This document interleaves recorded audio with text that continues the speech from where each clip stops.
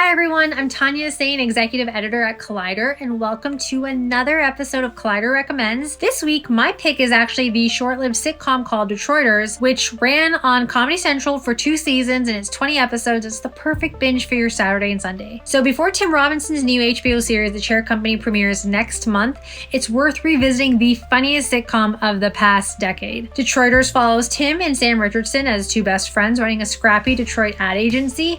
From cadaver-sourced wigs, Devereaux wigs, anyone? And the pooping floor, because if you know, you know. It's silly and yet sweet and so funny, and it deserves so much love. So that's my pick for this week, and I'm now tossing it over to our editor-in-chief, Steve Weintraub. Thanks, Tanya. My name's Steve Weintraub. I'm editor-in-chief of Collider. The film I want to recommend is David Fincher's The Game. He made this early in his career after Seven, and what's great about it is, if you've seen too many movies, like I have, you can usually predict the second and third act or what the ending might be. And what's great about The Game is you can't do any of that. You don't know what the next scene's going to be because Fincher's crafted this propulsive thriller that keeps you off balance the entire time.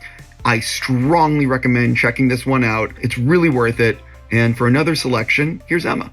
Thanks, Steve. Hi, I'm Emma Kiely. I'm a senior movies editor at Collider, and my recommendation is the 2008 Australian horror film Lake Mungo. Released around a decade before the so-called elevated horror trend made grief and trauma staples of mainstream horror, Lake Mungo did it first, and in my opinion, better. Following the Palmer family dealing with the loss of their daughter and sister, they become convinced that her spirit is haunting their home. Lake Mungo is atmospheric, it's devastating, and it's a film you will not forget.